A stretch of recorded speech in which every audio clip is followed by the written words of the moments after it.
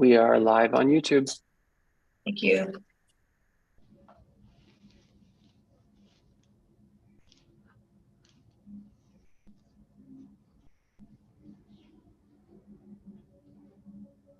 We'll wait 30 more seconds and we will get started with the formal meeting.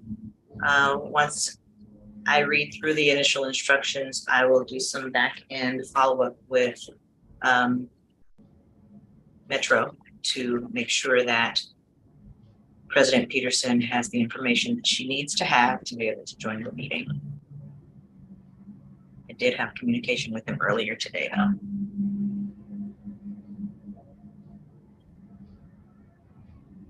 All right, good afternoon, everyone. We're going to go ahead and get started. Welcome to the Interstate Bridge Replacement Executive Steering Group meeting. We are meeting today, March 21st, 2023, excuse the typo in the slide, and sometimes you just can't quite get it right.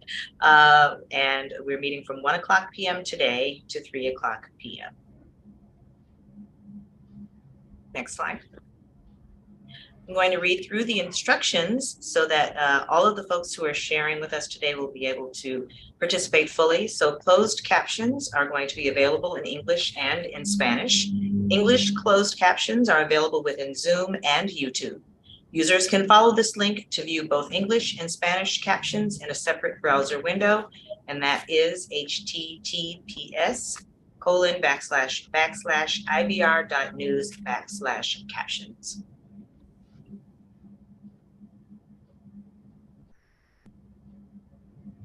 To access closed captions, first, you go to the bottom middle of your screen. You should see a menu of options. If you can't see the menu, hover your mouse over the bottom middle of the screen. Click on the CC icon and a separate window with captions will appear. A few webinar participation tips. We are encouraging panelists to turn on your videos. We ask that you keep your audio on mute when you're not speaking. Before speaking, at least for the first time, please state your name and affiliation to help attendees identify who is talking. And if you experience technical difficulties, please contact program staff at 360-329-6744. A few ground rules. We're going to honor the agenda. We're going to listen to understand and ask questions to clarify. We'll be hard on the problems and soft on the people. Address interests and seek common ground, and provide a balance of speaking time. Our agenda for today includes a number of things. We'll start, of course, as we always do, with partner updates. We'll then move on to the program administrator's update, a finance update, the draft SEIS process and next steps update, schedule overview, and then urban design overview. Finally, we'll end with public comment and wrap up the meeting with a confirmation of our next meeting dates, topics, and a summary of any actions. And so now we'll go on in our meeting and make sure that we hear from each of our program partners. So I will go around the room, the virtual room, and ask that each person provide, again, your name, your organization, and an update on what's been happening with your organization. We'll start with the Oregon Department of Transportation Director, Chris Strickler. Dr. Strickler. Good afternoon. It's great to see everybody. Millicent, before we dive in, I think President Peterson is on and in the attendee group right now on her phone and just needs to be promoted. Thank you very much. Mm-hmm. So let me start first with an appreciation. So it's been a while since we've been together, or at least since I've been able to be together with you. So I want to thank you. Switch to Maps, welcome. It's good to have you around the table. Look forward to working with you on this as well as everybody else. There's been a lot going on, of course. We're all busy, I'm sure, in legislative session and responding to questions and inquiries. And I guess the quickest update that I can give is for this group, we are actively working on finding ways to fund Oregon's contribution to the interstate bridge. I don't have much more to report on that other than to say that we've had good conversations. I'm hearing positive feedback that it's important, and in our joint committee, we have heard from the chairs there, of course, as well as others, that this is an important priority program for not just the state of Oregon, but for both states. So optimistic and positive as we look to the future. The other update that I would give is just simply since the last time we've been together, we've still been dealing with winter. We've still been dealing with response to winter. We've been dealing with things that, quite frankly, I didn't expect that we'd be dealing with in March. That said, I'm glad to see a little bit of sunshine outside. Glad to see everybody together. Mr. Robinhold, you have the greatest view out the back. I love it. And I just look forward to the discussion today, and thank you everybody for being here.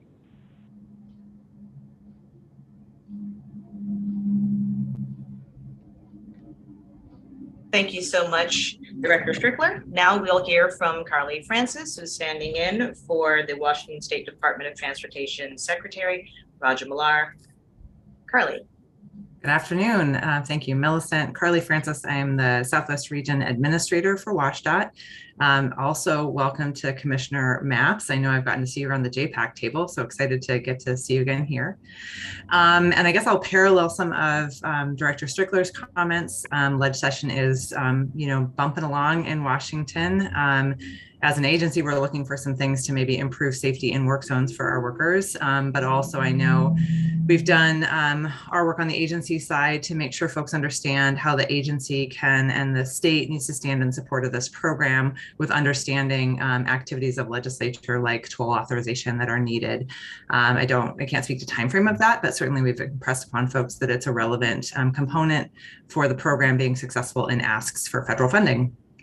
Also, I guess also to parallel Director Strickler's comments, really appreciate the partnerships around response to winter. I know we coordinate as closely as we can across the river, and in the administrator seat, I get to see a lot of that. So appreciate the ways in which we do that partnership. And I hope folks see how that partnership works across the river as best as it can, even when we're facing really fun amounts of weather. That's really all I have for today. Thanks. Looking forward to the conversation. Thanks, Carly. Next, we would like to hear from the City of Vancouver, Mayor Ann McInerney-Ogle. Welcome, Mayor. Good afternoon, everyone. I've been down to Salem twice in the past month to touch base with our Oregon legislative partners, and overall, just as Chris Strickler pointed out, we're hearing support for the bridge, but some concerns about funding sources and how to convey the importance of the program to a variety of stakeholders, especially those outside of our region. We've also repeatedly heard from the representatives in the freight community that the program needs to achieve that congestion relief, both in Washington and Oregon. Our economies are dependent, of course, on the trade corridor. And finally, I'd like to point out that there's a great opportunity to educate both of our Washington and Oregon legislative leaders and the general public on what this program entails and what it looks like. So if we can get some more visuals, those would be very important to convey our message. Thank you so much. Thank you so much, Mayor Ann. Now we'd like to welcome and hear from Commissioner Mingus Maps from the City of Portland. Thank you so much. Hi, folks. My name is Mingus Maps. I sit on Portland City Council. I am also the commissioner in charge of PBOT. Although I've been on council for about 2 years, PBOT is a new assignment for me. Been working very closely with staff and our intergovernmental partners to come up to speed. I want to say loud and clear, the City of Portland and PBOT supports this project. It's important for us because it helps, it supports our resiliency goals, it supports our climate goals. As the commissioner in charge of PBOT, I want to make sure that Portlanders can get to where they need to be, and they can get there, whether they're walking, riding, or rolling. This project delivers all of that. I'm doing everything I can to educate my colleagues on council and in the community about why project is important and the benefits that it'll bring to both Oregon and our friends up in Washington. I sense a lot of excitement for this. I know there's a lot of work to do in this space, but we are ready and eager to do this work and partner with you. And I am delighted to join you today. So thanks for letting me join this table. Thank you so much, Commissioner Matz. Sure. Now we'd like to hear from Executive Director Matt Ransom from the Southwest Washington Regional Transportation Commission. Hey, thank you for the introduction. Great to see everybody. Happy to be here. I'm excited about today's agenda. When I think about the conversation around the RTC board table, questions that constantly come up are, how are we going to pay for this? And while Washington sort of took their bold move last year with a state commitment, certainly keenly interested in progress down in Oregon. But I think the components of tolling as it relates to the project financing, but then I think what's new that I read into it, and certainly we've had the discussion at the RTC table, which is the federal opportunities that exist. And there's a consistent theme, which is go big in the asks with our federal partners. Be prepared. Obviously, we need to, fine tune our ask and be ready, but go big and negotiate backwards if we have to, but don't start from a small request, start from a big request. And then related to today's agenda, one untapped conversation that I think people have just been waiting for, which is, as the mayor said, look, feel, the aesthetics, the design. I'm glad to see the report. It's about time we get this report, because when you talk body politic, board members at the RTC table, they want to know what this thing is starting to look like. So I'm looking forward to that conversation. Great to see everybody. Thank you so much, Executive Director Ransom. We are going to give President Peterson the opportunity to catch her breath. She is being patched in right now. And so we're going to go to TriMet and ask that J.C. Vanetta, who's representing General Manager Sam Basu, share a few comments. Good afternoon, everyone. I'm celebrating the second day of spring, just like all of you, and enjoying this weather because snow is coming, which is just crazy. Just on the agency side, we have been adding more safety and security to our buses and trains, our system, seeing ridership slowly grow. So we're very, very excited about that, and we'll continue to do more. On the IBR side, whether it's in Salem or just last week where we were in DC, really talking to people about this project in a positive light and how the TriMet supports it. And we support our fellow transit partner C-Tran in what we are moving forward with. So just trying to convey to folks that we are all forward with this project, and really now we just need to figure out some of the nuances of it all. So thank you very much for that. Thank you so much, JC, for your comments. Now we'd like to hear from the CEO of C-Tran, Sean Donahue. Good afternoon, everybody. We'd just like to quick update on C-Tran. We're continuing progress on our second BRT build and getting ready to ask our board for preferred alternative on our third line, which we will start building as soon as Mill Plain is done. So we're pretty excited about that. Big thanks to TriMet. We were at the American Public Transportation Legislative Conference this past week. And much like TriMet, we met with FTA and several members of our delegation and had very specific conversations about this project and the positive results that we anticipate seeing out of it. And it was nice to be able to do that on all fronts with all of the different committees and also the different representatives of the state. So it was a very worthwhile trip, and looking forward to putting some positive energy continued into the project. Thank you so much, CEO Donahue. Now we'd like to hear from the Port of Portland, Curtis Robinhold, Executive Director. Great, thank you. Hi, everybody. Hi, colleagues. Nice to see you today. Big airport. You don't have me. Do you have? You went away. Oh, I went physically away. There we go. It's all the sunshine. It's just knocking all of our systems out. We did have a big winter hit here twice in the last month or so out at the airport. honestly, we're having to do some rethinking of what equipment we have on site as we get into a situation where we're more surprised than we've been in years past, faster and more snow. So many of you, I expect, having similar conversations. Construction out here going very well. We've got about 600 workers on site each day, on target for a finish next summer of our big phase 1 opening.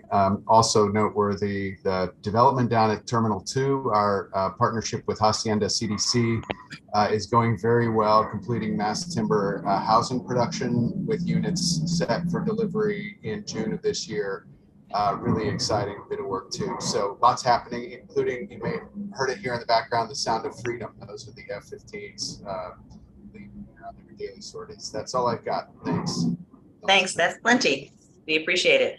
Now we'd like to hear from the Port of Vancouver. As I mentioned at the top of the meeting, CEO Marler is not going to be able to join us today, and so we are pleased that Commissioner Jack Berkman is here.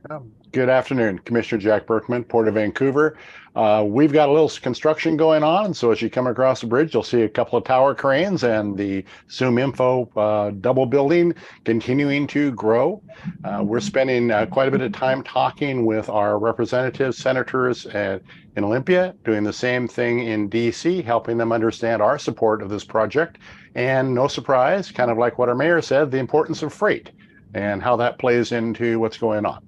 And that's my update. Thank you. Thank you, Commissioner Berkman. We are pleased that we have been able to connect with President Peterson from Metro. And we'd ask if you have any updates or comments that you'd like to share, that you do so now. Thank you, much appreciated. Sorry for being off camera today. I just wanted to talk about the continued support of the Metro Council based on all of the conditions that we have all talked about and making this one of the best bi-state bridges in the entire country.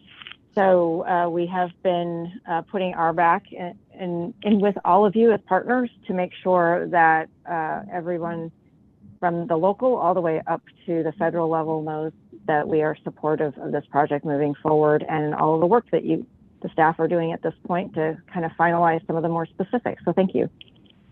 Thank you so much, President Peterson. Now we'd like to hear from our CAG co-chairs representing the state of Washington, Lynn Ballinger. Thank you.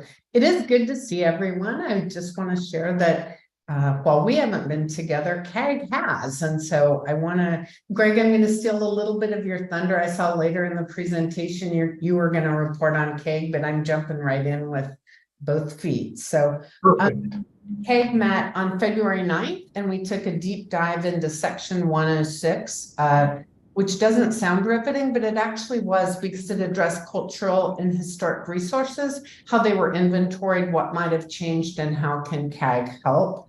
We also had a cost estimate overview that was informative.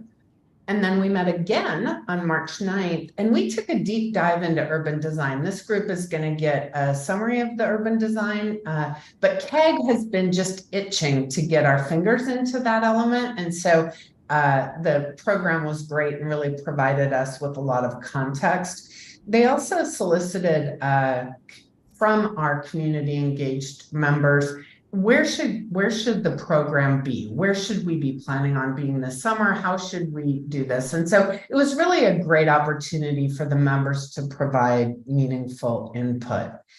And then on a little bit of a maybe less positive note, we're concerned about the Coast Guard ruling and the idea that what we've got designed isn't going to work and we should be looking at other options. And we're just really concerned. We don't have any great insight or suggestions, but it's a big issue for us. So that concludes my report. Thank you so much, Lynn. Now we'd like to hear from our Oregon representative, CAG co-chair, Edward Washington. As soon as you take yourself off mute, sir.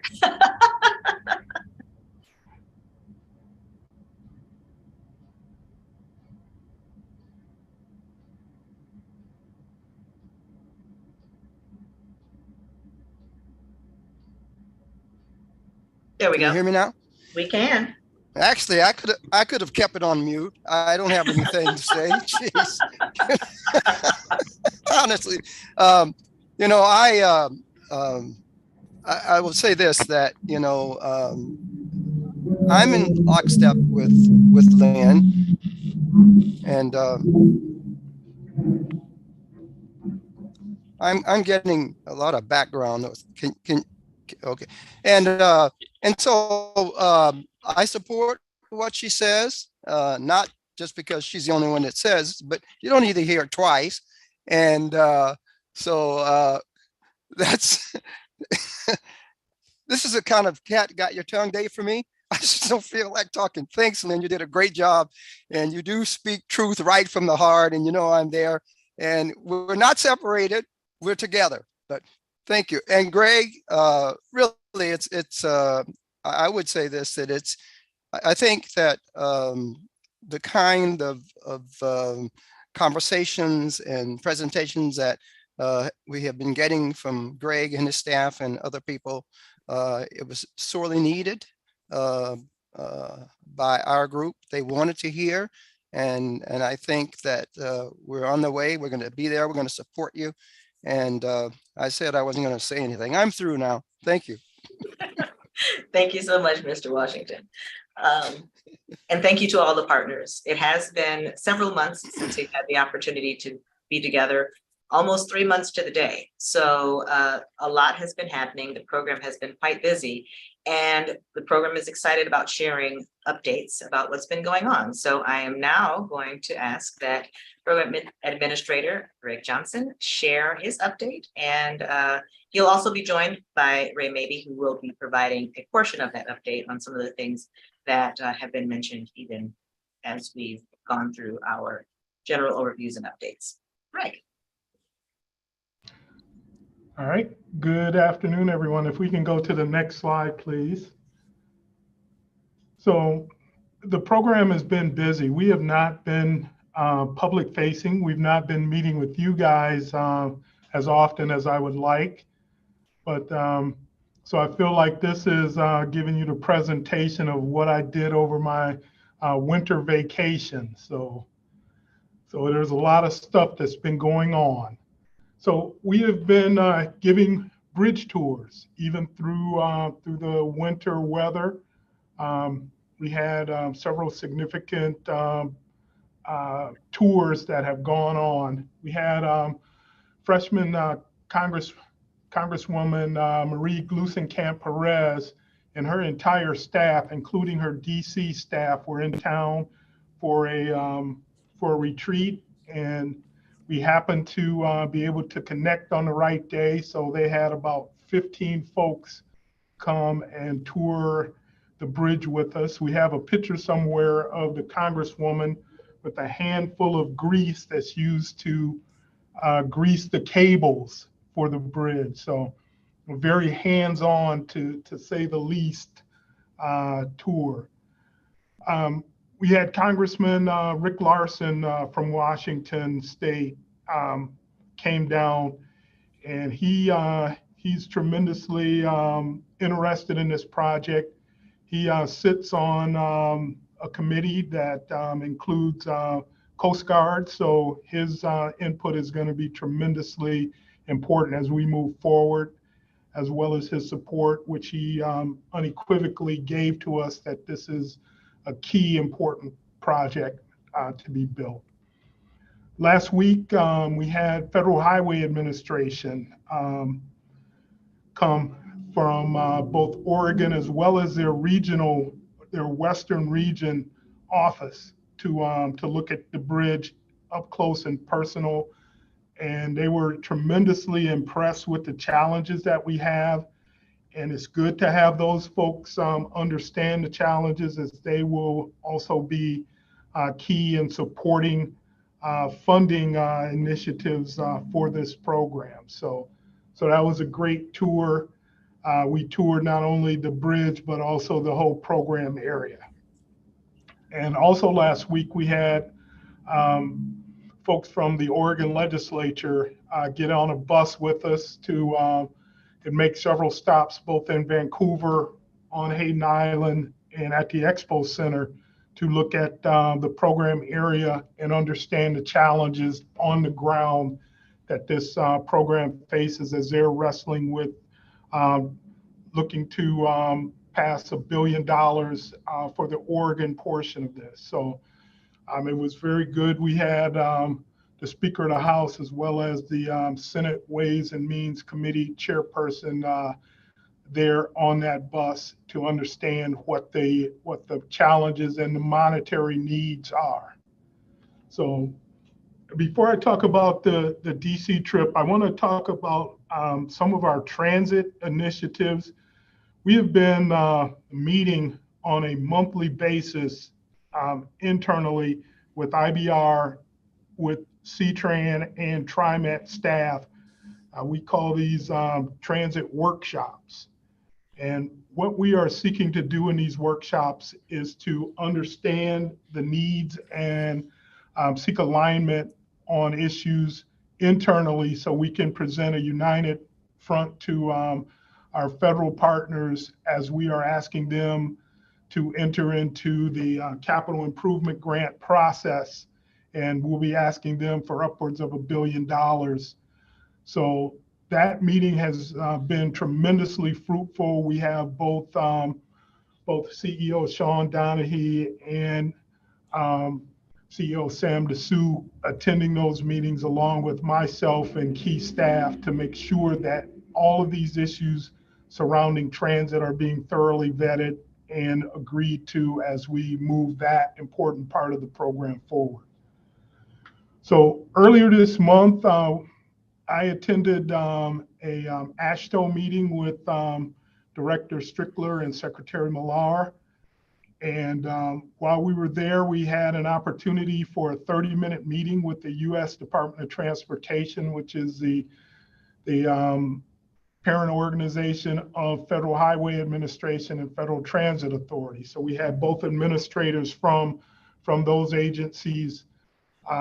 A good discussion. We brought them up to speed on the cooperation in reaching a locally preferred alternative.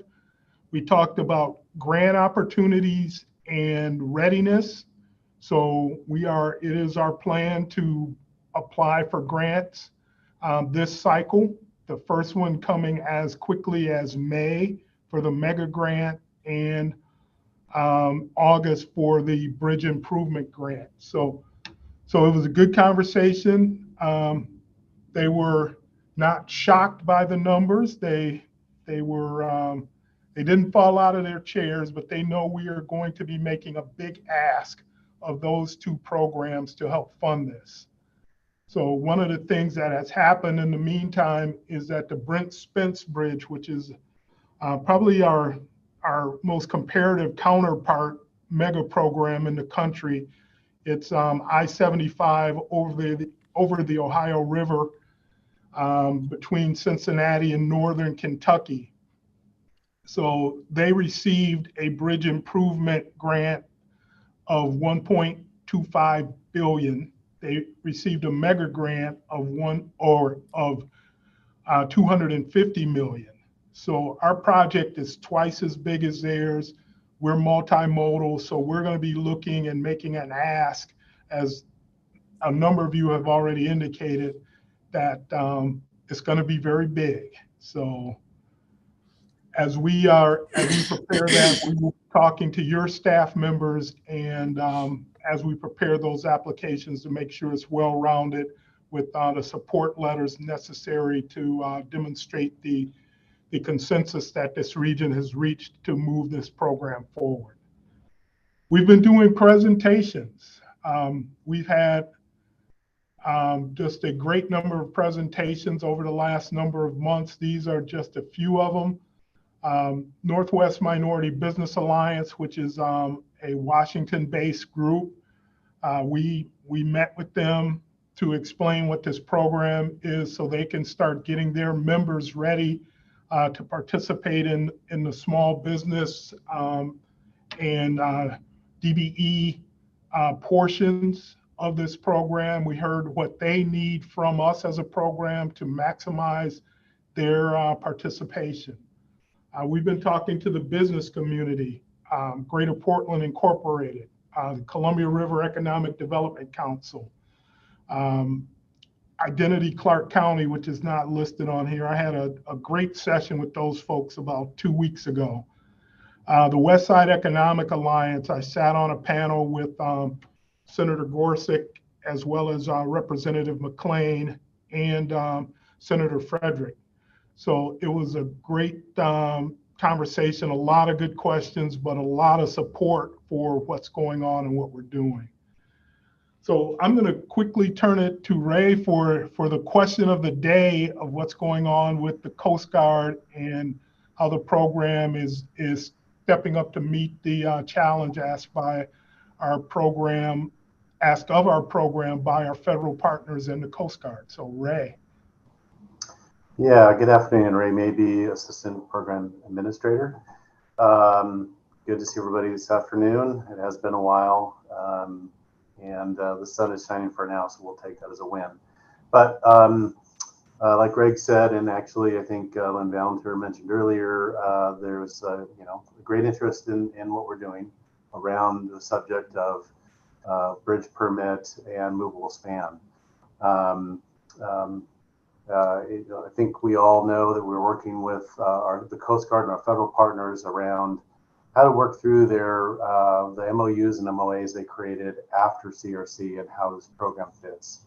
Most recently, the Coast Guard made it pretty clear in writing that to the federal partners of FTA and Federal Highway that they needed to see a movable span in our NEPA work. The federal partners concurred. We worked with them, and we are currently working on seeing how that can be incorporated. We have an approach to do that. And that might set off some alarms. And so we want to address that here. We're actually pursuing two paths as we move forward.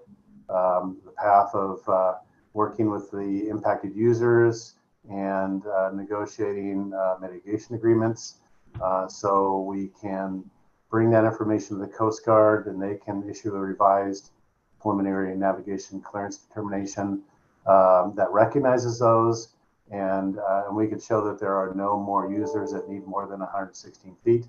And that is a path towards a bridge permit at 116 feet. We're continuing down that path. That is a fixed span at 116 feet is the locally preferred alternative that we're bringing forward. However, in response to the request from the Coast Guard and concurrence with our federal partners, we are including an option on the bridge for a movable span. So what does that mean? What does that look like? There's a lot of details that we're working out around the bridge profile. Would it need to be adjusted a little bit to account for a movable span? And when I say movable, we've got different options out there that are available. What I'll narrow down, we've got the swing span like the railroad bridge has. We have bascule spans with the leaves that come up. We have a lift span like we have today on the interstate bridge. We'll be looking at primarily a lift span that has towers as an option. And that requires that you need a flat area typically for that lift span to work. And so that affects profile a little bit. But there's a lot of details to work out around lift restrictions. Today we have restrictions during the rush hours with the Coast Guard. We need to look at what it looks like if those remain unchanged, or if we can look at moving the window of restrictions or window of available lifts to the middle of the night between like 1 and 4 when we're outside the operating hours of transit as well as the rush hours for our vehicular traffic. But we also have to be mindful of the other side of the upper end of the towers and the airspace that we have and the requirements of the Federal Aviation Administration and working with them on their impacts.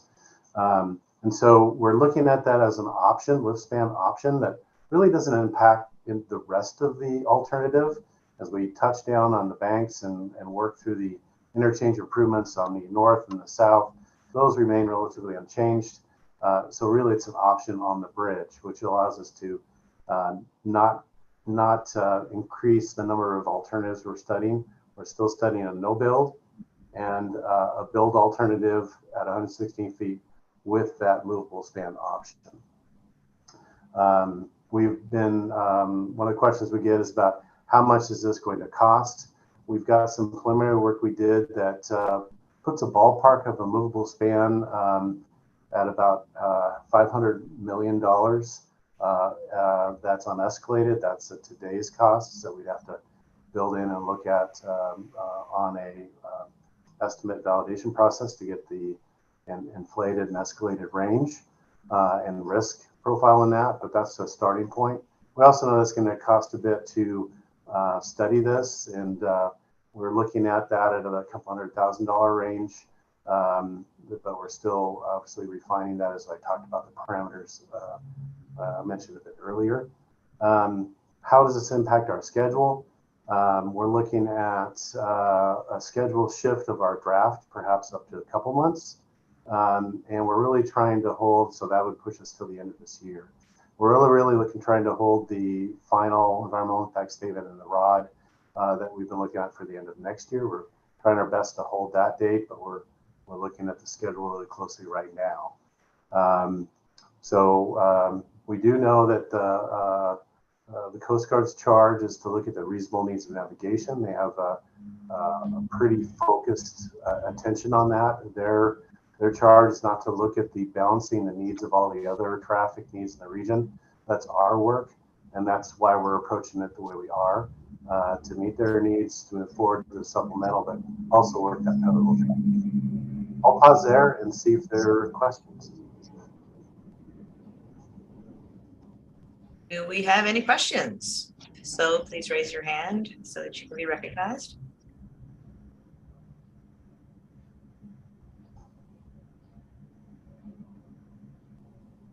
All right. Great job, Ray. And Frank didn't correct anything I said, so I must have done well. So good, thank you. Thank you so much. So I'll jump back in. If we can go to the next slide, and I'll quickly wrap up and we'll move on to our financial update.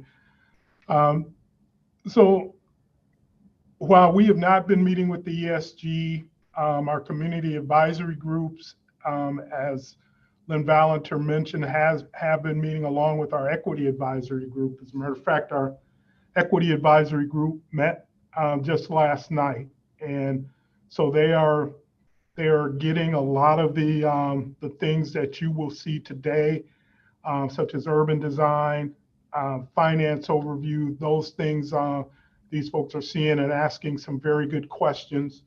One of the questions that came out of the equity advisory group for us to ponder is the equity profile of having a lift span. And folks will ask, well, what does that mean?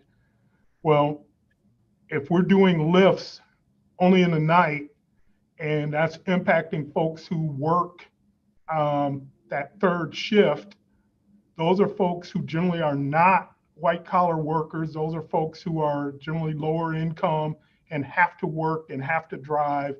So we're going to be looking at those type of issues related to a lift span, and with those type of restrictions for lifting during the middle of the night, as well as the safety profile. If you're lifting the bridge at night, you're lifting during some of the hours where you get folks leaving bars. And if you have a backup, is that going to cause an issue? So all of these things will be looked at as part of our analysis of this potential design option of a lift bridge.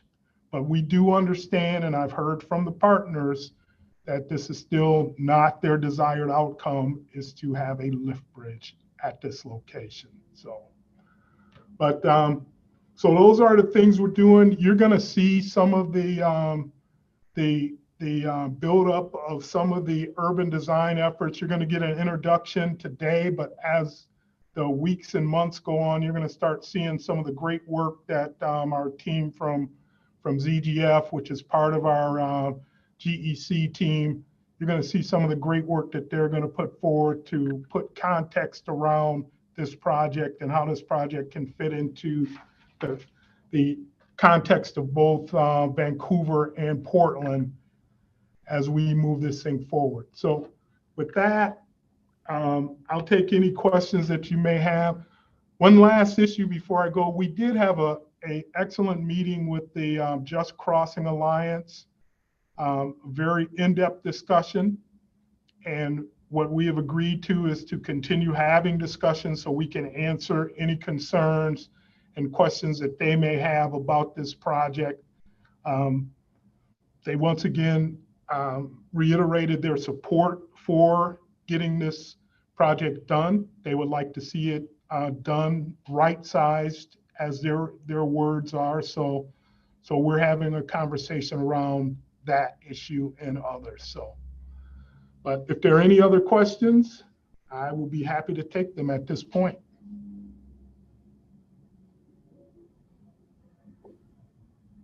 Thank you so much, Administrator Johnson and Assistant Administrator Maybe, for your update. Now we will move to our finance update, which will be delivered by Assistant Program Administrator Frank Green.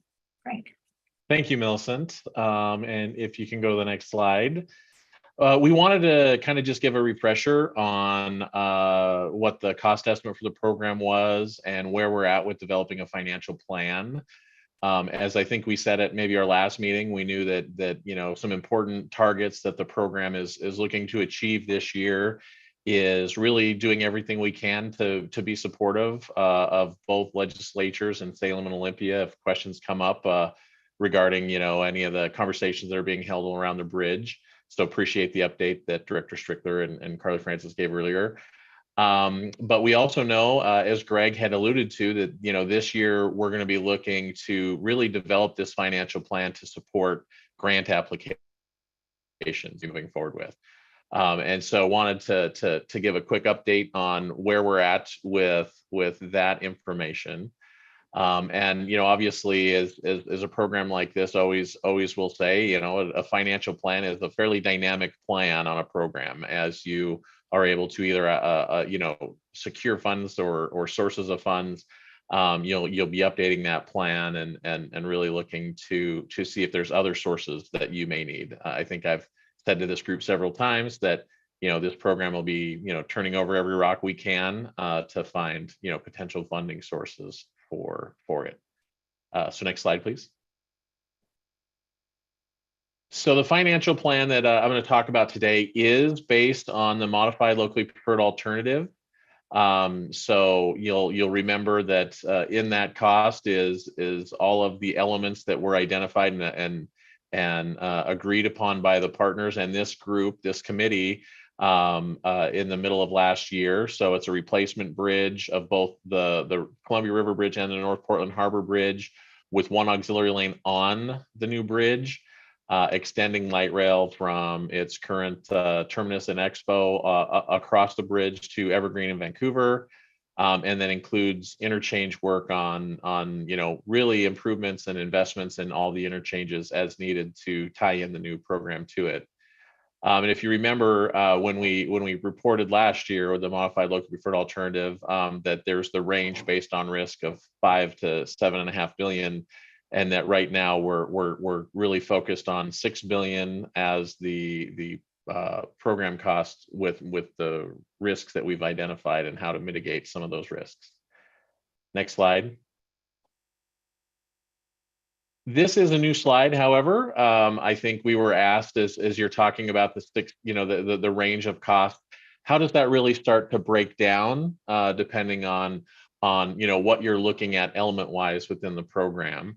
And so we generated this a folio to talk about the cost breakdown to really show, you know, there's the river crossing and what we call the approaches, which are the bridges needed to get to the river crossing over the river. But there's also what are the other improvements that are being made. And so I think the reason we wanted to do this breakdown is to really show that all elements we were discussing in the modified locally preferred alternative are included in that cost range that we had. And so just looking at this cost breakdown as it shows, if you look at what's labeled item A, that's really what we're calling kind of the Washington interchanges and roadways on the map. It's shown as blue or a dark blue. So that includes the cost to reconstruct SR 14, Mill Plain, Fourth Plain, and some improvements near SR 500. So recognizing that, you know, the existing bridge, there's existing bridges that would need to be removed and replaced. Those are all inclusive in the range for the Washington, which we're currently showing roughly $1 billion to $1.5 billion of that cost range. The kind of the second bucket, so to speak, of costs that we have, and it's a little bit harder to see on the map because it is you know, zoomed out so much, but it's the option that we label as bucket B, which really talks about the transit investment. The transit investments include the improvements in the extension of light rail from, like I said, Expo to Evergreen. Now, the one thing that I'll mention here is that in that bucket it's inclusive of stations, the rail that are needed, any potential park and rides that we're studying, as well as, you know, systems needed to operate it. But, you know, when you get to the next bucket, which is the bridge and approaches, it's hard because there is some shared costs, right? So where do we show the cost when it comes to the ranges here? On this breakdown, we show all costs for the kind of that shared space, which is the bridge across the river, in the bridge replacement and approaches. So that's that kind of that grouping labeled C. And so you can see for the bridge itself over the river, plus the approaches, which are needed to be able to get I-5 up to the approach or up to the bridge, we're in the 1.6 to 2.45 billion. And then the other cost that we show here is similar to the first one, which was the Oregon interchanges or the Washington interchanges. We have the Oregon interchanges, roadway and shared use paths. And so you can see, you know, that includes the North Portland Harbor, Hayden Island, the partial interchange on Hayden Island, as well as the Marine Drive improvements. So one thing that I wanted to be clear about is this is just showing the capital construction. It's not really based on you know, sources or funding sources or where the money is anticipated and coming from. It's just really trying to show how we can start to break up this program, so that when we go to the next slide where we start to talk about, you know, some of the potential sources, we're starting to get a better understanding of, you know, with the kinds of improvements we're proposing, what kind of sources might be eligible to use for those. So next slide, please. So you've seen a version of this chart in previous meetings. When we reported the cost estimate at a previous meeting, we had some of the potential ranges of funding sources that we were going to be looking at. I think the one difference that we're showing right now is, as we're trying to really lock down the financial plan as it sits, you know, and really today as we're looking at this, we've added a column that actually says what we will be showing in our financial plan at this time. So instead of showing kind of the range, you know, we'll be showing kind of the top of this chart. The first 4 lines show some of the potential state contributions, including existing funding that's been committed, the Move Ahead Washington funds that the Washington legislature identified last year, and you know, the potential equal contribution from the Oregon side. We do show, as it was discussed earlier, you know, tolling as a source that we think can generate approximately $1.25 billion toward the financial plan. And then, as Greg had mentioned, you know, we are identifying that, you know, about $2.5 billion for the financial plan could come from federal funding sources, be it the FTA New Start Capital Improvement Grant and or the MEGA or Bridge Improvement Program. And I'm going to speak a little bit more in detail to the grants here in just a slide or two. So next slide. So I wanted to talk a little bit about tolling. You know, as we had previously shown on the last slide, that there's, you know, a range that we think tolling could provide for revenue toward the capital construction. We know that there's still a lot of work to do between both states and with both states commissions to get toward what the final rate setting will be. But we wanted to kind of use today's meeting to mention that we are looking at several scenarios in our level 2 traffic and revenue study for tolling, that at what potential rates could be. And so with that 1.24 billion assumption that we're showing in the current financial plan, you see that the rate that we used, which is a very similar range of rates that was previously used on the Columbia River Crossing program in that IGA. So we've currently used a variable rate toll depending on time of day, as we've discussed in previous meetings, that ranges somewhere from $1.50 to $3.55. And that has shown, and being able to work with our modeling team, working with the state DOTs and working with the treasurers from both states, we have confirmed that we feel pretty confident that the toll rates that are around that range could generate, right now in the 1.24 billion to meet the needs that we're currently showing in our financial plan. As I mentioned, obviously there's still a lot of work to complete that level 2 TNR study. We're looking at other scenarios as well, and obviously we'll continue to do that in conjunction with the commissions, as well as reporting back to this group. Next slide, please. So some of the federal funding opportunities, I think Greg had mentioned a few of them, but we know that there's really 3 federal grants this year that the program is going to be looking to submit applications for. The first that we expect to be coming out is the MEGA program grant. If you'll recall, I think we mentioned last year that readiness, as Greg said, was a very important factor in some of these applications. And last year, when the MEGA grant came out, both DOTs submitted a letter of interest and a letter kind of informing our federal partners that this is an important program that will be targeting some of those MEGA grant funds. But we knew the readiness at the time was right on the edge. So we didn't submit for MEGA last year, but the program intends to submit on the MEGA program this year. As far as the bridge investment grant goes, we did submit last year.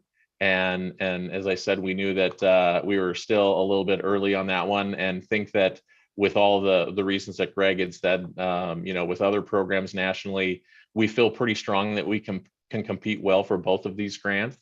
And so from the slide before, you'll see between these 2 grant programs, we are going to be submitting for, up to about 1.5 billion between the 2 programs, and look to have this financial plan help support that. But I wanted to spend Frank, you have a question. Oh, sorry. Go ahead. From Curtis Robinhold. Go ahead, Curtis. I wonder, it sort of went by me before I noticed, but just in your previous slide, it mentions tolling at the time of opening. And I've been under the impression that we were talking pre-construction tolling as well, or is that not part of the modeling? Yeah, no, so thank you. That's a good question. So we are assuming pre-completion tolling, as well as, the more permanent tolling once you're driving on a new bridge. And I believe this is saying the year of opening of a bridge, that's the rate. So when we have pre-completion tolling, it'll be a similar rate to that. And then, as the years go on, we are looking that there would potentially be an escalation with that toll rate. Obviously, the rate, the amount that it would raise with inflation is something that we'd work with our commissions on. But that is that $1.50 to $3.50 is opening year. So that would be, once you're driving on a new bridge, pre-completion, I think we would be using a very similar rate, at least in the modeling right now. But we are assuming pre-completion tolling in this financial plan. Thank you. You have another question? Yeah. Yeah, thank you. I had a question on this slide too. That last bullet talking about low-income toll program, is that included in the estimate of the $1.50 to $3.55, or is that not? Currently, right now, that is not included in that first scenario. We're running several scenarios, and that is one of them that we will be coordinating between the commissions to look at. I think maybe even multiple different types of low-income program options in our scenarios. So that'll be one of those future toll kind of pieces that'll be part of the level 2 TNR study. Thank you. And yeah, and I should say that, working with our treasurers, that 1.24 million is fairly conservative, meaning we wanted to make sure that there may be some ability to go higher than 1.24 with that rate, but we wanted to make sure we were conservative to get to that. So recognizing that some of these other questions may change that rate or the potential revenue from it. Frank, we have another question from Executive Director Ransom. Go ahead. Yeah, And thank then you. Mayor Ann. Yeah, on the matter of pre-completion, I want to say pre-construction tolling. By my recollection, that was a concept in the prior project, and so it's been studied.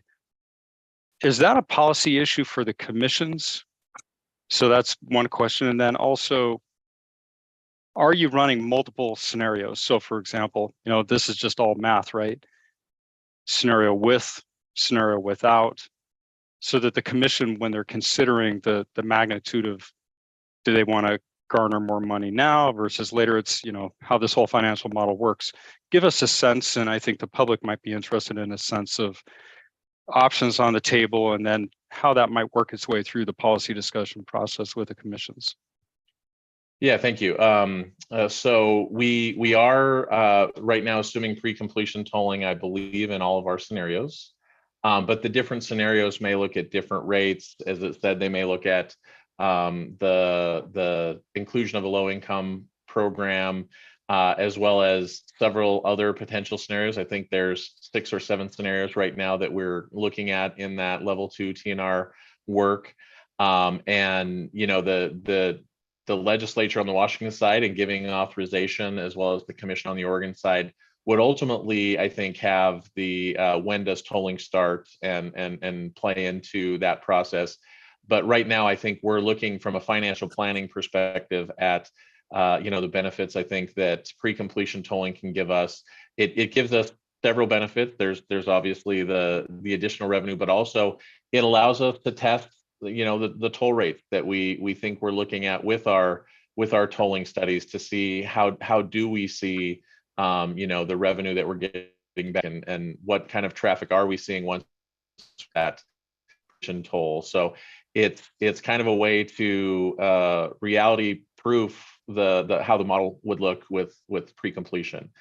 So I think there are definitely benefits to the pre-completion tolling for program and revenue, but also to give an understanding of how did the models look. Mayor Ann. Mayor Ann. Question. Thank you, Frank. When we were back in Washington, D.C., talking with our federal partners, there was this huge push, as Matt Ransom pointed out, for the go big. And as Greg pointed out, that big ask, they were pushing us to seize that once in a generation funding opportunity. So we would appreciate IBR taking a very aggressive approach with all those funding requests that we're seeing up there. Not conservative, but go big. Do the big ask and get it done. They're waiting for us and expecting it to happen. Thank you, Mayor Ann. When I said conservative, I meant the tolling number was conservative. So I don't want you to confuse the $1.5 billion for the 2 USD DOT federal highway ones and the one for the FTA one. But I'm with you. We're gonna do what we can to go. And we heard you, Frank. Thank you so very much. But that's the only time you get to use that word conservative. Okay. I won't say. I'll that's the last time. Okay. Don't put it in the same sentence. I won't. Thank you. So back to the slides. One of the things I wanted to highlight, because we haven't talked a lot about it at this group, but I think we'll probably come back in a future meeting and dive into it a little bit deeper, is talk about the capital improvement grant process. As Greg had mentioned, we have been obviously closely coordinating with partners to understand what would a transit investment look like here? How can we make sure to maximize the systems that Sean had mentioned earlier, that he's working on with the Vine, and the work that TriMet's doing with Max Light Rail to make sure that we can really be as competitive as possible for the capital improvement grant process. And I think the transit team, along with our partners, have really come up with something that we do think is going to be very competitive for capital improvement grants, as far as ridership goes, and as far as what it means to the region here. And so a big step that we will take as a program here this year is beginning the process. So the capital improvement grant process is different than the other grants that I mentioned. It's a pretty outlined, very defined kind of process that you work through in conjunction with our federal transit partners. And so the program will be looking to submit our application to enter into program development this year. I think that's an important milestone because it starts to put this program on the list of programs nationally that are looking for funding from FTA and New Starts. But it also, it kind of starts the clock for the program to know that, there are several milestones that we want to make sure we're going to hit within a time frame so that we can really stay competitive. As I mentioned, our transit ridership numbers, as we'll be getting some of the results from work we're doing for the EIS will be shared, and some of those preliminary information is looking really good for us on that. So we look to be submitting this summer for the capital and investment grant process. Next slide. So as I mentioned, and I think as we've mentioned, anything that we can do to support conversations that are going on in Salem and Olympia to make sure that we are able to identify and locate any potential state funding or local contributions this year is something that the program is looking to support, because that really does help us make those federal grants more competitive. As I mentioned with the capital improvement grant process, entry into program development is the first step, and we're really working closely with TriMet, CTRAN, and we'll be working with FTA to really lock down our timeline for all those steps that I mentioned, to ultimately get to where that full funding grant agreement aligns with what our program goals are for getting transit across the bridge here and included in the program. And that there's still, as we mentioned, there's going to be a lot of work to do with our commissions related to tolling as we're moving through the process of seeing what Oregon and their tolling program is doing, and making sure that our program is coordinating with the Oregon Commission and the Washington Commission for this program, being that this one is by state. So a lot of next steps coming with the financial plan, but we wanted to give this quick highlight because I know there's still a lot of questions out there about it. I think that's my last slide. Next slide. Yeah, so that was my last slide. Any additional questions for Frank? Matt Ransom. Yeah, just a observation, and so help me if I'm looking at this the right way. The cost of $6 billion is not the cost today.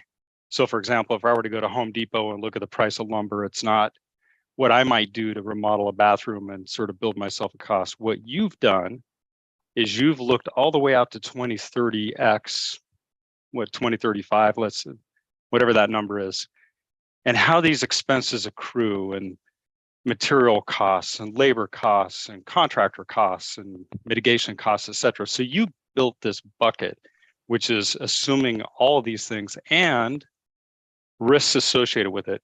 I've heard, and I sometimes hear from partners, the departments never get it right, meaning the estimates are always wrong, or they're always having to redo work. But what you've done is you've tried to predict out as best you can with crystal balls and methodologies that you have, that I trust, what the total cost is. And now what you're presenting is that you've stacked up a financial plan that is not based on what it costs today, but what it's predictively supposed to cost over the entirety of the project. So we're matching those two endpoints together. I feel really good about the approach. It seems reasonable. It's probably what we should be doing. If I were to remodel, I should probably, not based on cost today, but what, next year when I actually get around to it per se. I also like the fact that it's probably not high enough, but the 42% assumption of the federal grant investment should be 80%, but we're not in the 1970s. So in the 2020s, maybe 50%. This is the push. If we can get to 50%, I think people would be happy Again, not 1970s. Today might be happy with a 50% federal contribution if we can push that far. So I'm feeling good about it, but just, do I have that right? The two numbers that we're matching together are actually 2035 numbers, not 2023 numbers or whatever. Yeah, absolutely. The process that we went through, and I could have spent a few more seconds on that slide, but you summarized it very well. We looked at the estimate as it would be today, and then we added escalation to when we think those dollars will be spent. We call that year of expenditure.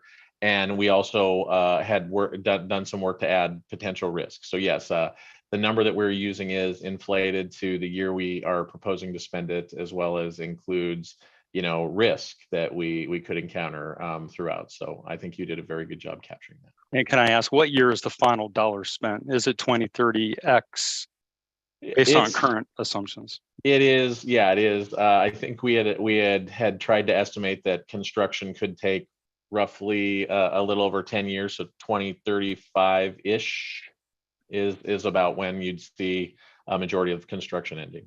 Yeah. Commissioner Maps? Number one, thanks for that presentation on bridge costs.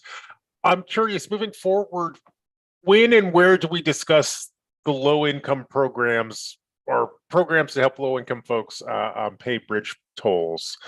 Do we have a timeline and table for those discussions?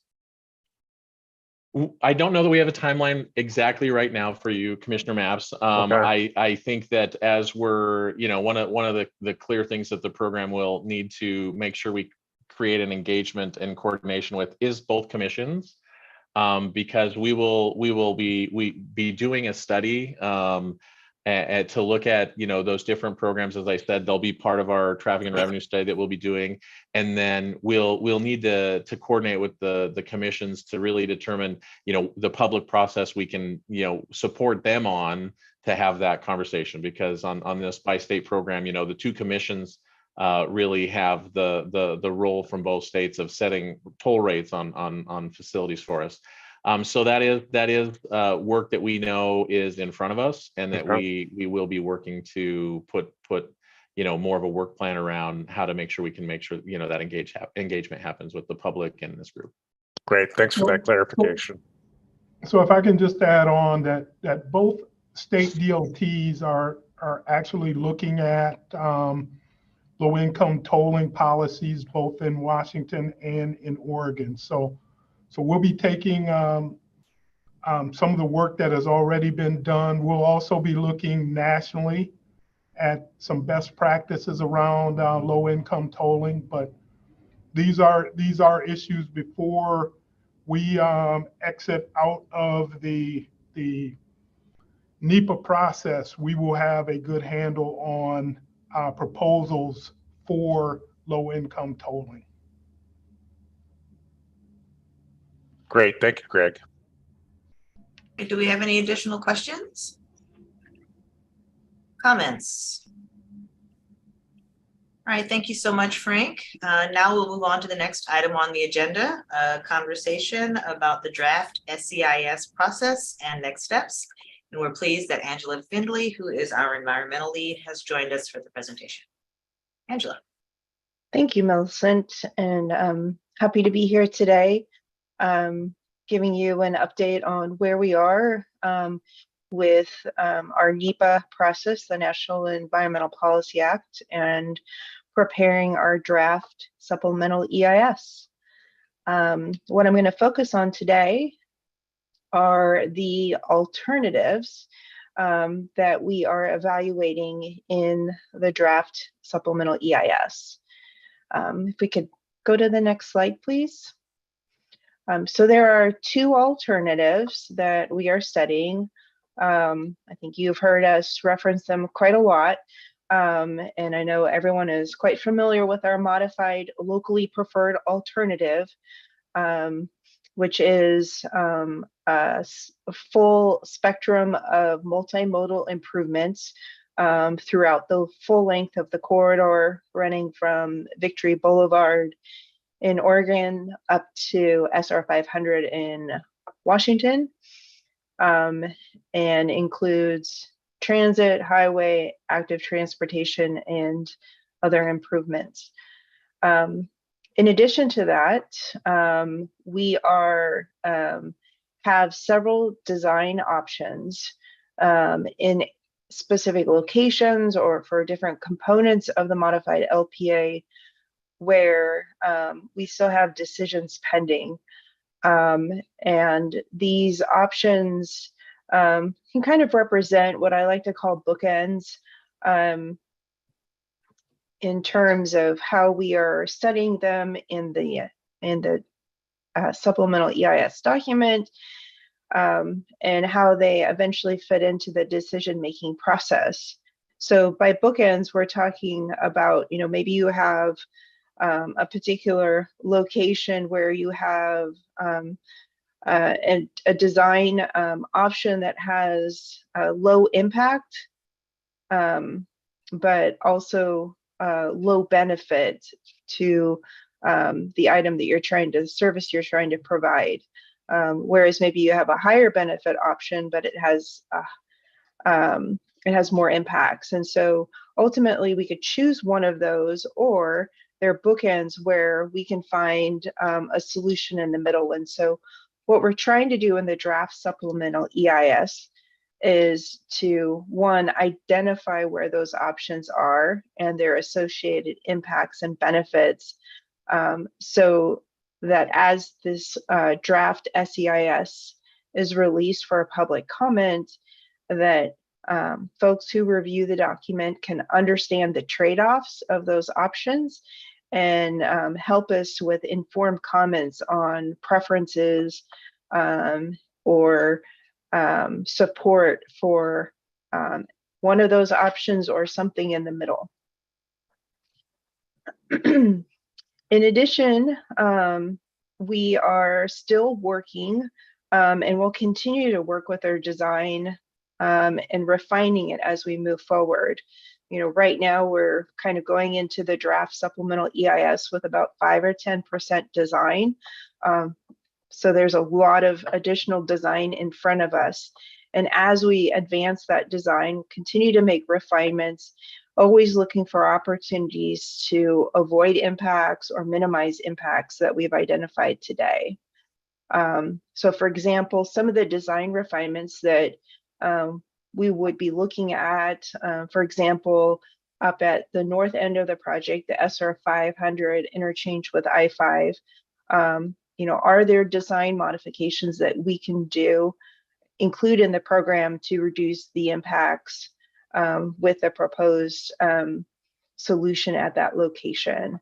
Similarly, consideration of design modifications or even modifications to construction techniques that we might employ doing in-water work, which has a great benefit to fish and habitat and other marine species in the water that are so important.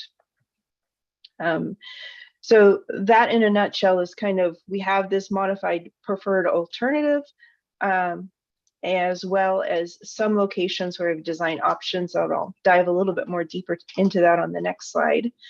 But before I do that, I wanted to also quickly note the no build alternative. One thing to keep in mind as in the EIS, we are looking at the future conditions of both of these alternatives. We're not looking at how they would happen today, but we're looking at that 2045, that future condition of both a build alternative, the modified LPA, or the no build alternative. And that's a situation where none of the IBR program improvements would be implemented. But that's not to say that nothing changes, because there are other planned projects in the area that most likely would proceed. And so there would be some change. And so it's that future condition of the no build that we will use as a basis of comparison for the future condition of the modified LPA. If we go to the next slide, I can dig a little bit deeper. The modified LPA, the program worked really closely with all of your agencies, our local partners, to develop and identify the foundational components of the modified LPA. And so when I speak of that alternative, sometimes I call it kind of our base build alternative. It includes active transportation facility improvements, improved connectivity to existing facilities as well. It extends light rail transit from Expo to Evergreen, as well as the bus on shoulder on the main line I-5, new stations, and potentially new park and ride locations, replacement bridges over the Columbia River, as well as the North Portland Harbor, interchange modifications. And the modified LPA also includes, in terms of lane configuration, 3 through traffic lanes and 1 auxiliary lane in each direction of the highway. In terms of design options, these are a little bit more specific. As was mentioned earlier, they're not separate alternatives because they're really kind of isolated to certain locations. And so we're calling those design options. And one of those is the main bridge configuration over the Columbia River. As I think we've shared before, we are looking at one option is a double deck or stacked pair of bridges. That is the option with highway traffic on the upper decks. And then on the northbound deck, we have active transportation on the lower deck. And on the southbound bridge, we have light rail transit on the lower deck. We're also looking at single level bridges, a pair of single level bridges instead of 2 decks. Each bridge will be 1 deck, will be wider, with the active transportation on the same level as northbound traffic and light rail on the same level as southbound traffic. Now, both of those bridges configurations, I should say, are fixed span, meaning they have a fixed height over the primary navigation channel. And that fixed height that we're assuming for the draft supplemental EIS is 116 feet, as Ray had outlined earlier. We're also looking at that movable span, which would, when the span is opened, would provide up to 178 feet of vertical navigation clearance. So all 3 of those bridge options are being pursued, being studied, so that we can have a comparative analysis in the draft EIS to support a decision as we move closer to the final EIS once the public comment period has closed. Other design options in Vancouver, we're looking at the C Street on and off ramps to I-5, looking at including those or removing those is one design option that we're considering. On the main line of I-5, that last bullet there under the modified is 3 through lanes plus 1 aux. We're also looking at a 3 through lanes plus 2 aux lanes in each direction for comparative purposes. And then also several different locations for potential park and rides at the waterfront, the new waterfront transit station, and the new transit station by Evergreen Boulevard.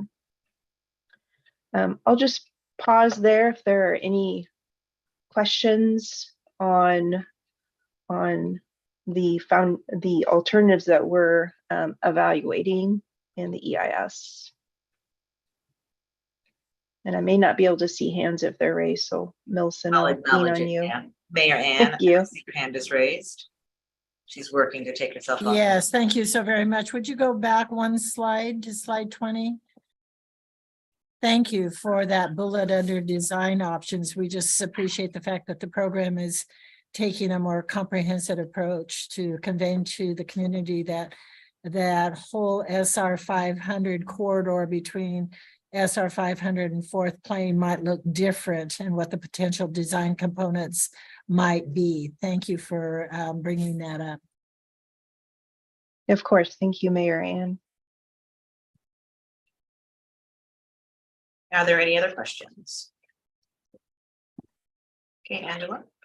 Okay, we'll move to the next slide, which is kind of looking down the pathway of our preparation of both the draft supplemental EIS, as well as getting to that final supplemental EIS. We are right now still in the middle of developing the technical reports, which will become the foundational chapter of the EIS, where we really tease out the pros and the cons, the impacts and the benefits of the modified LPA and its design options compared to the no build alternative. We're looking at wrapping up those technical reports later this spring. And then we move into actually preparing drafts of the draft SEIS. There are several review cycles that we need to go through with our federal agencies and other NEPA joint lead agencies. And so that will take us into the fall of this year, and targeting, as I believe Greg mentioned early on, still targeting distributing the draft supplemental EIS for public review at the end of the calendar year. That then takes us into a public comment period. We are required to have a minimum 45-day public comment period, and we are planning to offer an extended comment period up to 60 days for the community and other stakeholders to review the EIS, attend public hearings, which could be in person or online. More details to come on that later in the year, but really to engage with the program team and provide comments on the draft. And then that will be a basis to for the program to consider those comments and help us move into the final supplemental EIS, which we are looking to be completed in 2024. Angela, Mayor Ann has her hand raised. Mayor Ann. Thank you. Sorry, but your distribution of the draft SEIS for public review is late 2023, and then 60-day public comment period. Surely you're not counting anything past December 15th, right? I should have mentioned, we I've definitely heard about the concern of overlapping the comment period with holiday periods, and that will definitely be taken into account when we're able to nail down the specific dates. We certainly know that people are quite busy during those seasons, and so we'll be looking at any adjustments we need to make to account for holidays. Angela, that was a lovely no answer. Sorry. Oh, but I'm going to push you. I am going to push you a little bit, because we get chewed on when this type of issue comes forward. When you have Thanksgiving, you have the holidays, people are leaving, and they don't know that it's not us. So we get chewed on. This really needs to be September, no later than October, if you really expect a strong public comment period, because the public engagement piece is also involved in this, and we need to have a strong public engagement piece August, September, October, so they have the opportunity to talk about this. I couldn't agree with you more, Mayor Ann. We definitely are wanting to have excellent opportunities for people to understand what the program is proposing, the impacts, the benefits so that they can dive into that document, engage with the program team. It is difficult to predict exactly when the document gets published because that's a factor of getting signatures from all of our co-leads and then preparing the document to be uploaded to EPA's website and getting that notice in the Federal Register, that notice of availability published. And so, you know, if that falls on December 23, we're going to account for those remaining days in December as not part of the 60-day comment period, or, you know, maybe it would be a 65-day comment period. That's what I mean by making those adjustments, because it is not our intent to slip this in during the holidays and eat up some of that 60-day public comment period when people are very busy, focused on their families and their cultural practices. I wouldn't be interested in reviewing a supplemental EIS either during those timeframes. So that's what I mean is we are committed to looking at when we get closer and being able to nail down those times of when that document will be released and being cognizant of holiday times. So Angela, I would hope that we are also able to get out the community engagement activities calendar so that our neighborhood associations, our business associations, everyone can see how that engagement is going to look and what is the strategy for communication on that. So thank you very much for paying attention to that piece. So absolutely. If I can jump in real quick, and I want to reinforce what Angela mentioned. We have been looking at the timing of this, and we have been talking about the holiday period that could fall in there. Folks will have a full 60 days, not including that holiday period, to make comment. If we can get it done prior to the holiday period, we would love to, but we may not be able to do that, but we will take that into account in any schedule. And we will be engaging thoroughly with neighborhood groups, community groups, all stakeholders, tribal governments, to make sure everyone understands what that time frame will look like. Thank you, Greg, and we can help with that schedule. Let us know when that is ready, and we will help with those notifications for our side of the river. Excellent. Thank you, Mary Ann. I saw that President Peterson's hand was raised. I'm not sure if she still has a question or comment. Let's give her a moment to unmute herself, if so. Yeah, hi, thank you. I feel like Mayor Ann is on the right track with her question.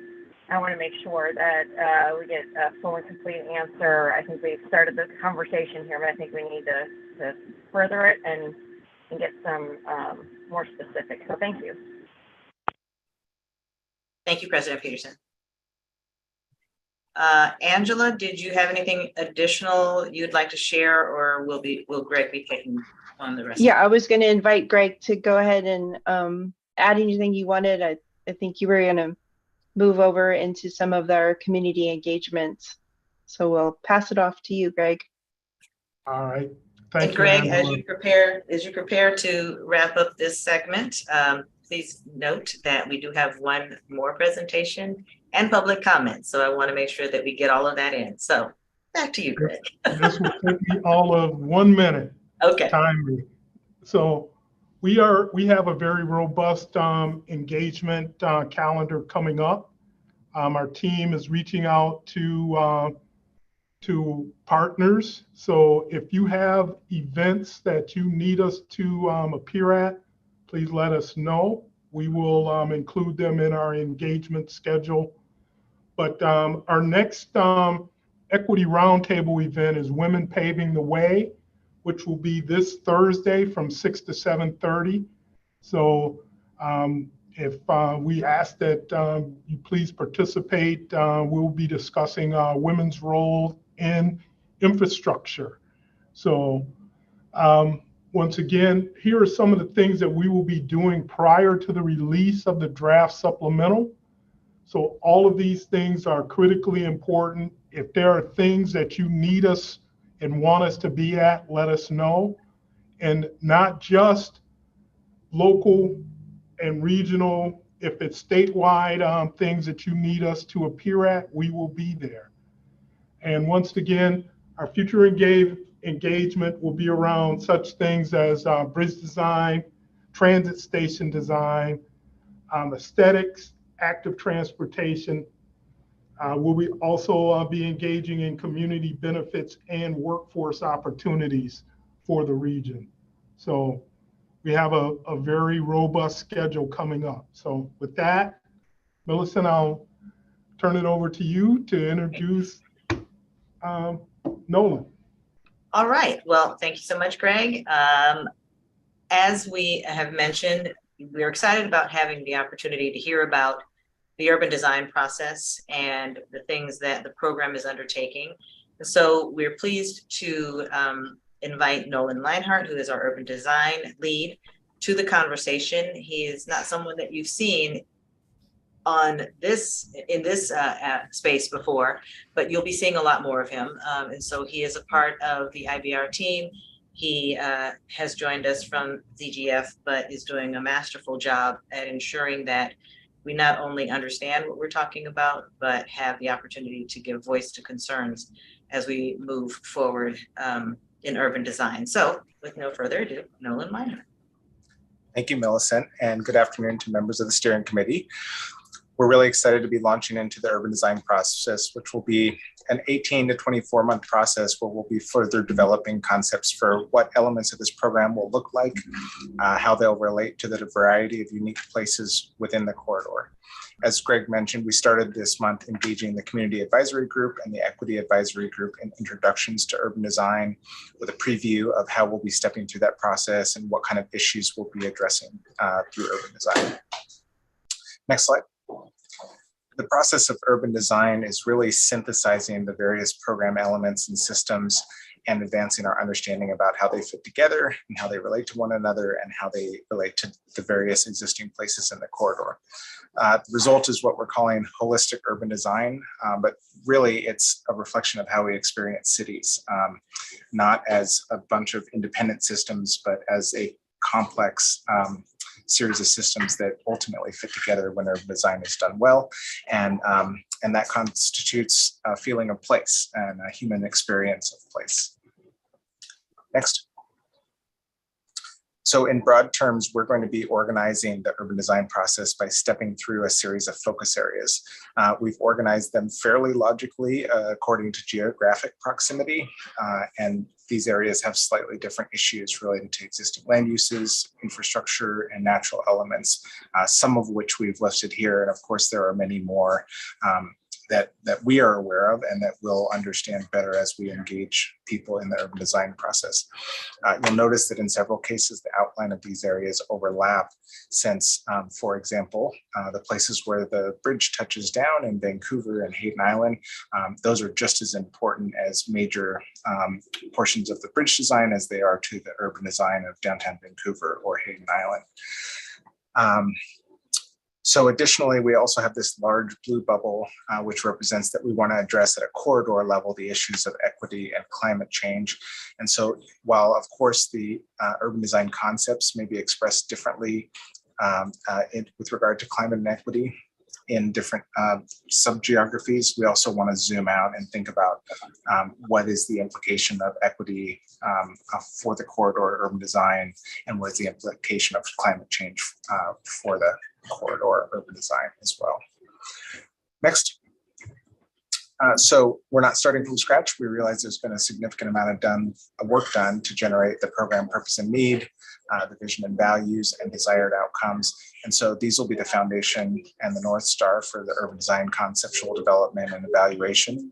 And we'll work with project stakeholders to translate these into urban design specific goals that will then guide and inform the development of urban design concepts. Next. So we've pulled these together, and this is in no way intended to be comprehensive or even a draft per se, but to stimulate conversation. They come from some of the previous engagement that's happened in this corridor.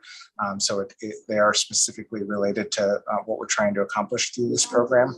And we've shared this with the CAG and the EAG. We've already begun to get some feedback, and we'll continue to refine this list as we receive additional input. But these are the kind of things where we're able to take the values and the broad program objectives and then start translating that into what does it mean for the design of a street, the design of a transit station, the design of a multi-use path. So anyway, this wanted to just give you a brief preview and a peek into how we're starting this conversation about urban design. And we're looking forward to diving into more detail in specific, these specific focus areas in future meetings. That was very, very quick, Nolan. We did allocate about 15 minutes to this portion of the discussion, and I'm curious to know if there are any participants on the call who have questions for Nolan, who also has Ben Deans from his team on the call as well to answer any questions that you may have.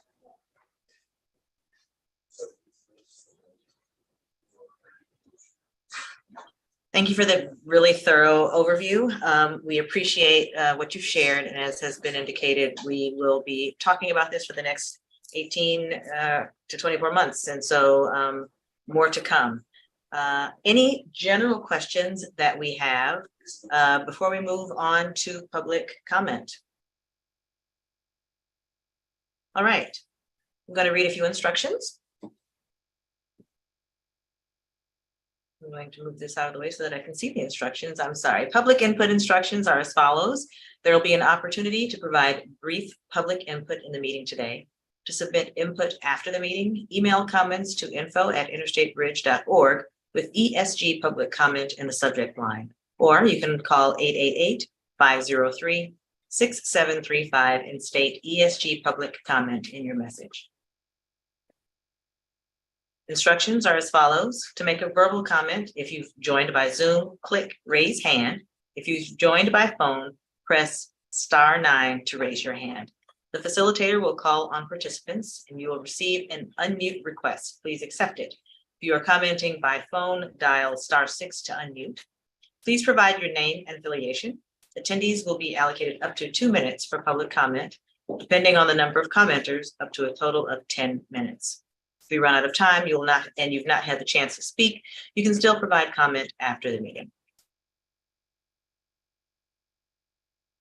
Instructions are as follows. To submit comments after the meeting, please fill out the comment form on the program website or email comments to info@interstatebridge.org with ESG Public Comment in the subject line. Alternatively, you can call 888-503-6735 and state ESG Public Comment in your message.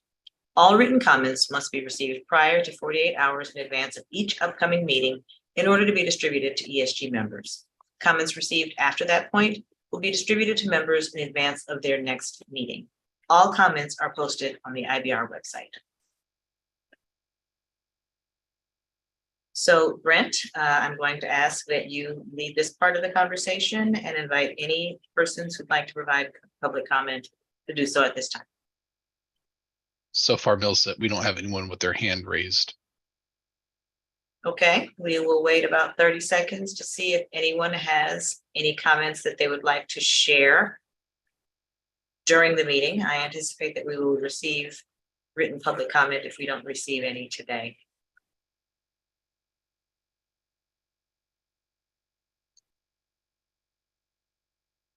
Still no hands raised? Still no hands raised. All right. Well, it looks like then we have reached the end of our meeting. Typically, what we would do at this point is identify for you when the next meeting for the ESG would be. We were planning to have meetings initially when we started this process once a month. We changed the frequency once the modified LPA was agreed upon to less frequent, every 2 to 3 months. And now we have identified that it's perhaps more prudent for us to schedule meetings based on the information that's available for us to share. And so based on the initial thoughts around the modified schedule, we would have had a meeting in February and then in April, but it looks like we will likely not have another meeting until May. We'll be in touch with you about when we can schedule that meeting. It meets everyone's availability. We recognize that it's incredibly challenging to schedule meetings with all of your very busy schedules, but we will be working with your schedulers to do that. Likewise, we often try to provide for you some insight as to what the next agenda items will be. And much the same, there are certain things that the team is working on that while we perhaps would like to share them, we need to measure the time that we share that information. And so what we'll end up doing in this instance is doing a lot of both written and verbal communication with you about what you can expect. We'll continue to meet with the SLG, the staff level group teams, the technical teams, and the program management teams that come from all of your organizations to make sure that information is being shared, to make sure that technical information is being disseminated, and that everyone understands what the program is doing to advance the work. And so once we are able to provide an update, we will do that. We will schedule meetings accordingly and make sure that you have everything that you need to be able to come to these meetings prepared to have really meaningful discussions. So with that said, I'm going to ask that Greg provide any final comments prior to us adjourning today's ESG meeting. Greg. Thank you, Millicent. Great job of facilitating. This is, once again, a tremendously important part of the program. We are not highly public with a lot of things that are going on because the team is working furiously on getting this draft ready towards the end of this year. But we understand that there is a desire and a need for the program not to go dark, to make sure that we are still putting out the information that we can. So we're trying to strike a balance between putting out information and making sure we are not running afoul of NEPA steps and processes. So we're putting together outreach and communication plans for the next several months of where we're going to be reaching out to you individually, reaching out to different stakeholders and groups for those conversations to make sure that you have the latest and greatest information. One of the other things we're seeking to have a bi-state legislative meeting scheduled. It's probably going to occur on a Saturday, probably for 3 hours to get the bi-state legislative group up to speed on where things are at. So once again, no surprises for those folks. So we will continue to meet regularly with the community advisory group.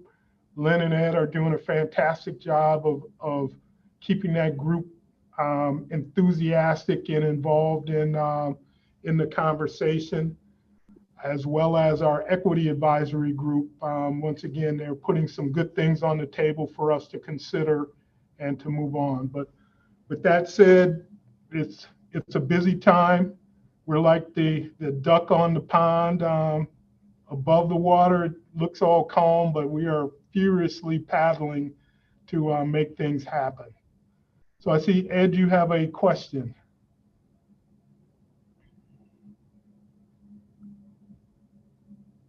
Can you hear me? Yes, sir. Yeah. Greg, one thing I would hope that you all might consider is that I think one of the most exciting things about this whole project was when we had the opportunity to do the tour at the bridge. And I think summers are probably much better, or late fall are much better than when it's raining like a big dog out there. But I would hope that you would consider that, and perhaps maybe the CAG. I have not had this conversation with Lynn or any other members of the CAG, but perhaps they could be of some assistance. But I just think it's that, you know, a picture is worth 1,000 words. And when people are jumping up and down, wondering when you take them over where the finished product is going to be, and I think it makes a huge difference. So just a thought.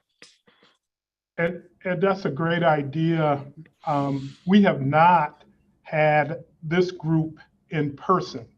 Mm-hmm. So maybe what we will offer prior to our next meeting of sitting down is to get this group on a bus to go through the program area, and then have our sit-down meeting thereafter. But yeah, I agree with you. We need to make sure we get as many people out looking at this thing to understand the complexities of it, so they can see some of the simple solutions that are being put forward just do not work in this very crowded, very narrow corridor that we're talking about. So I appreciate that, Ed, and we will work on not only getting this group on a bus and offering a tour, but also re-offering to our CAG and EAG, as well as others, to do the same thing. Thank you. Any additional questions or comments, final comments? We do have a few more minutes that we'd like to offer. I'd like to note that I have a sticky that says in-person ESG. That's something that I know that we need to make sure we work on. So I'm glad that you mentioned it, Administrator Johnson, and looking forward to working with the team to facilitate making sure that that happens. If there are no further comments or questions, we are going to adjourn this meeting at 2:49 p.m. on Tuesday, March 21st. Thank you all so much for your participation. Have a good one. Thank you. Bye-bye.